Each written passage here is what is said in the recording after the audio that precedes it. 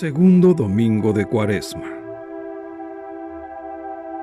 Evangelio y lecturas del día domingo 13 de marzo del 2022. Primera lectura.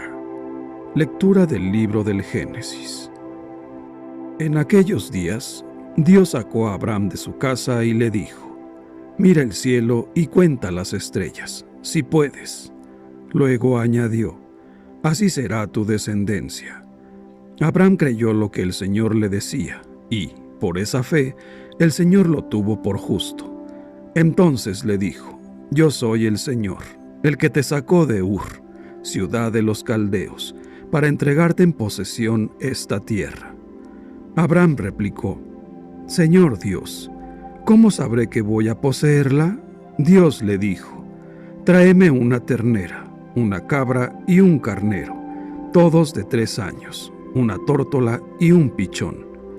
Tomó Abraham aquellos animales, los partió por la mitad y puso las mitades una enfrente de la otra, pero no partió las aves.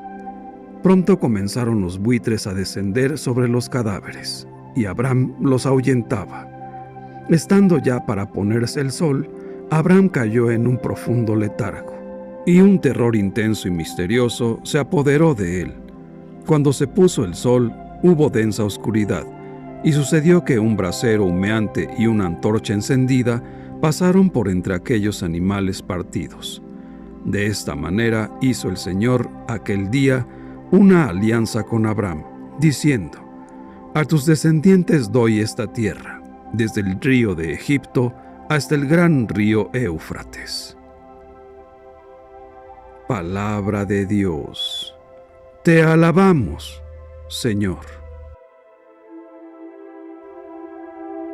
Salmo responsorial. Salmo 26. El Señor es mi luz y mi salvación. El Señor es mi luz y mi salvación. ¿A quién voy a tenerle miedo? El Señor es la defensa de mi vida. ¿Quién podrá hacerme temblar? El Señor es mi luz y mi salvación. Oye, Señor, mi voz y mis clamores, y tenme compasión. El corazón me dice que te busque, y buscándote estoy. El Señor es mi luz y mi salvación. No rechaces con cólera a tu siervo. Tú eres mi único auxilio. No me abandones, ni me dejes solo, Dios y Salvador mío. El Señor es mi luz y mi salvación. La bondad del Señor espero ver en esta misma vida. Ármate de valor y fortaleza, y en el Señor confía. El Señor es mi luz y mi salvación. Segunda lectura. Lectura de la carta del apóstol San Pablo a los Filipenses.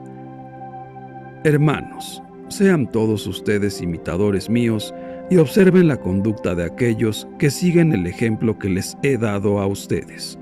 Porque, como muchas veces se lo he dicho a ustedes, y ahora se lo repito llorando, hay muchos que viven como enemigos de la cruz de Cristo.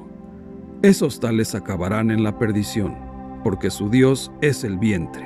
Se enorgullecen de lo que deberían avergonzarse y solo piensan en cosas de la tierra. Nosotros, en cambio, somos ciudadanos del cielo, de donde esperamos que venga nuestro Salvador, Jesucristo.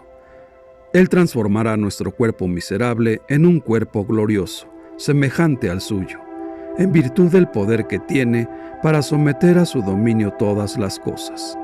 Hermanos míos, a quienes tanto quiero y extraño, ustedes, hermanos míos amadísimos, que son mi alegría y mi corona, manténganse fieles al Señor. Palabra de Dios. Te alabamos, Señor. Evangelio. Lectura del Santo Evangelio según San Lucas, capítulo 9, versículos del 28 al 36. En aquel tiempo, Jesús se hizo acompañar de Pedro, Santiago y Juan, y subió a un monte para hacer oración.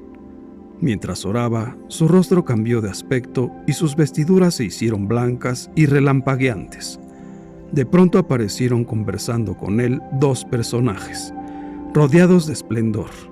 Eran Moisés y Elías, y hablaban de la muerte que le esperaba en Jerusalén. Pedro y sus compañeros estaban rendidos de sueño, pero, despertándose, vieron la gloria de Jesús y de los que estaban con él.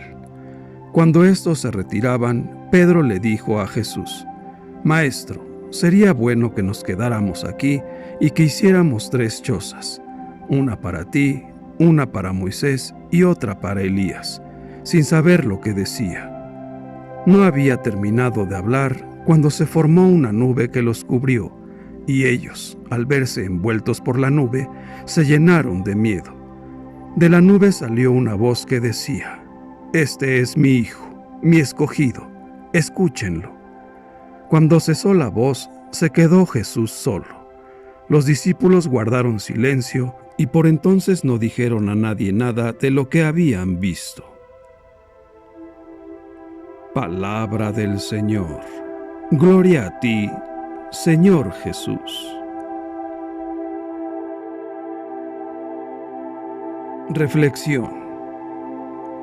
¿A dónde nos lleva el Evangelio de hoy? Se trata de la transfiguración del Señor Jesús. La palabra transfiguración proviene de las raíces latinas trans, que significa a través, y figura, que significa forma, aspecto. Por lo tanto, significa un cambio de forma o apariencia. Esto es lo que le sucedió a Jesús en el evento conocido como la transfiguración. Su apariencia cambió y se volvió gloriosa, radiante. Su rostro cambió de aspecto y sus vestiduras se hicieron blancas y relampagueantes. Jesús se encuentra a las puertas del largo viaje que le conducirá hasta Jerusalén. Durante el viaje les enseñará las condiciones del verdadero discipulado. Este acontecimiento es como un avance del final glorioso, como una primicia de su gloria ante la dureza del camino que conduce a la muerte de cruz, que provocará un profundo escándalo en los discípulos. El final es la victoria, el triunfo y la gloria. Si seguimos el texto en sus inicios, nos dice que Jesús subió al monte a orar. La transfiguración es como un respiro que Dios le concede a Jesús en su camino hacia Jerusalén, hacia la pasión y la muerte, con el objeto de que alcance a experimentar previamente la meta. Solo desde la oración, entiende Lucas, es posible ver lo que sucede en el alma de Jesús. Ese coloquio que Jesús mantiene con los personajes del Antiguo Testamento, Moisés y Elías, representan la ley y los profetas, y con ellos se entabla un diálogo en profundidad sobre su partida, sobre su éxodo, sobre su futuro, en definitiva, sobre su muerte. La transfiguración, pues, quiere ser una preparación para la hora tan decisiva que le espera a Jesús. Los discípulos más conocidos acompañan a Jesús en este momento, como sucederá también en el relato de Getsemaní, en el momento de la pasión. Pero tanto aquí como allí, el verdadero protagonista es Jesús, porque es Él quien afronta las consecuencias de su vida y del Evangelio que ha predicado. Dos personajes, Moisés y Elías, que subieron cada uno en su momento al Sinaí para encontrarse con Dios, ahora se hacen testigos de esta experiencia.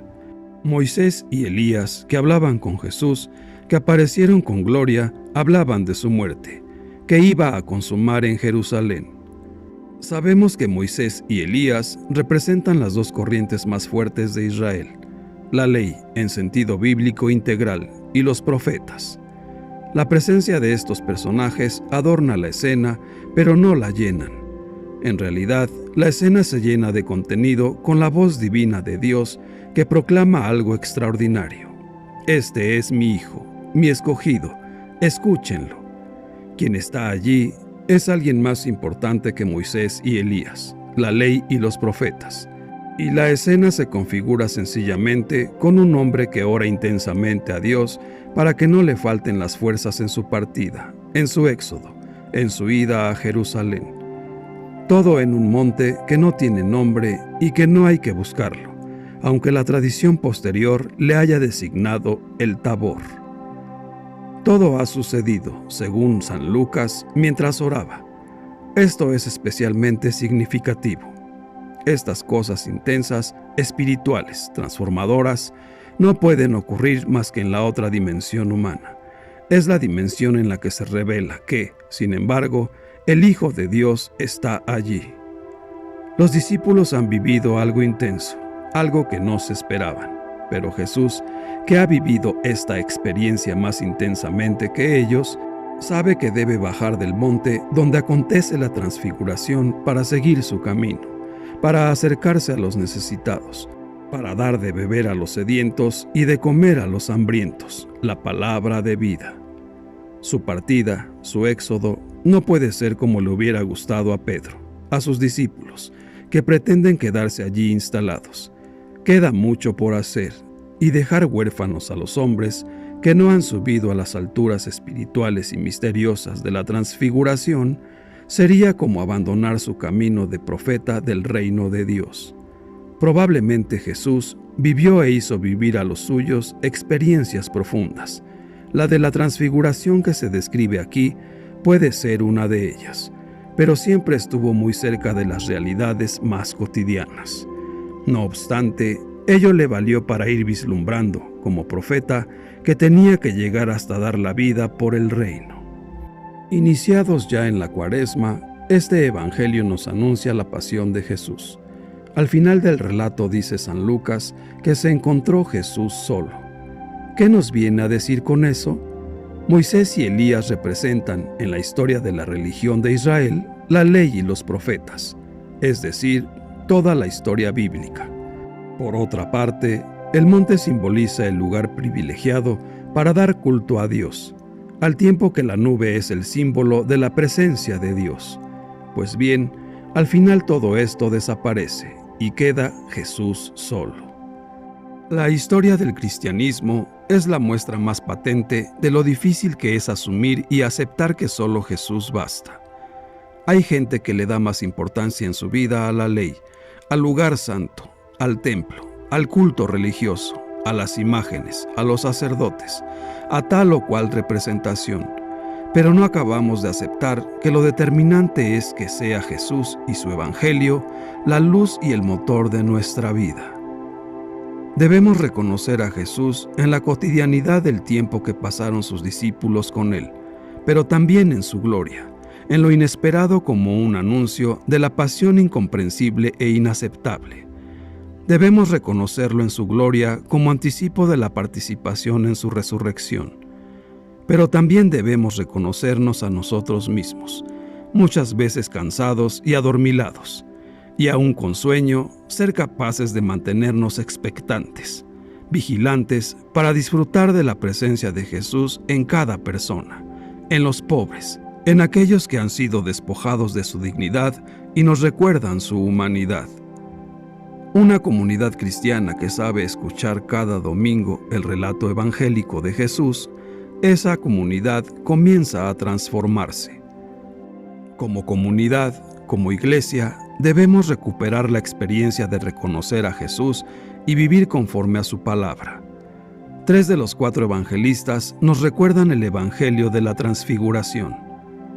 Tenemos que sentirnos atraídos por Jesús, al igual que los primeros cristianos se sintieron atraídos por Él y le siguieron.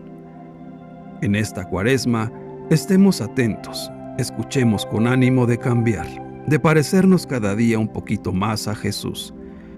Hermanos míos, en esta Cuaresma, estemos atentos, escuchemos con ánimo de cambiar, de parecernos cada día un poquito más a Jesús.